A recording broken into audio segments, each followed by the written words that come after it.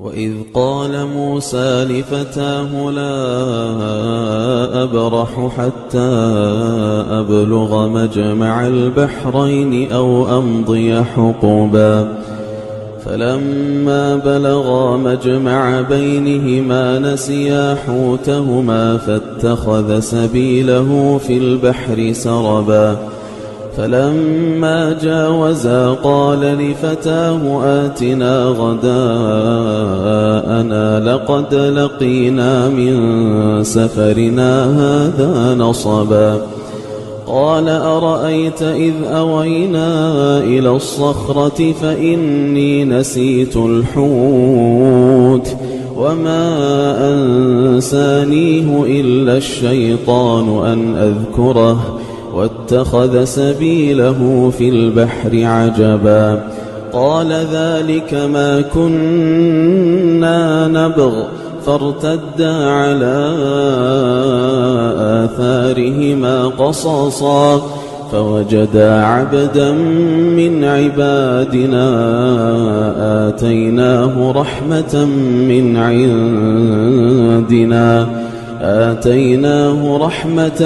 من عندنا وعلمناه من لدنا علما قال له موسى هل أتبعك على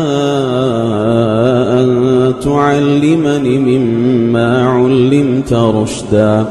قال إنك لن تستطيع معي صبرا وكيف تصبر على ما لم تحط به خبرا قال ستجدني إن شاء الله صابرا ولا أعصي لك أمرا قال فإن اتبعتني فلا تسألني عن شيء حتى أحدث لك منه ذكرا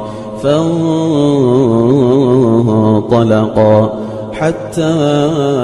إذا ركبا في السفينة خرقها قال أخرقتها لتغرق أهلها لقد جئت شيئا إمرا قال ألم أقل إنك لن تستطيع معي صبرا قال لا تؤاخذني بما نسيت ولا ترهقني من أمري عسرا فانطلقا حتى إذا لقيا غلاما فقتله قال أقتلت نفسا زكية بغير نفس لقد جئت شيئا نكرا قال ألم أقل لك إنك لن تستطيع معي صبرا قال إن سألتك عن شيء بعدها فلا تصاحبني قد بلغت من لدني عذرا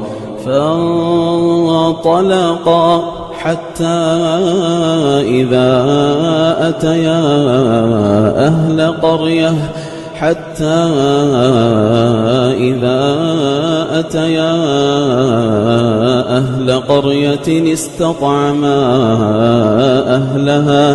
استطعما أهلها فأبوا أن يضيفوهما فوجدا فيها جدارا يريد أن ينقض فأقامه قال لو شئت لاتخذت عليه أجرا قال هذا فراق بيني وبينك سأنبئك بتأويل ما لم تستطع عليه صبرا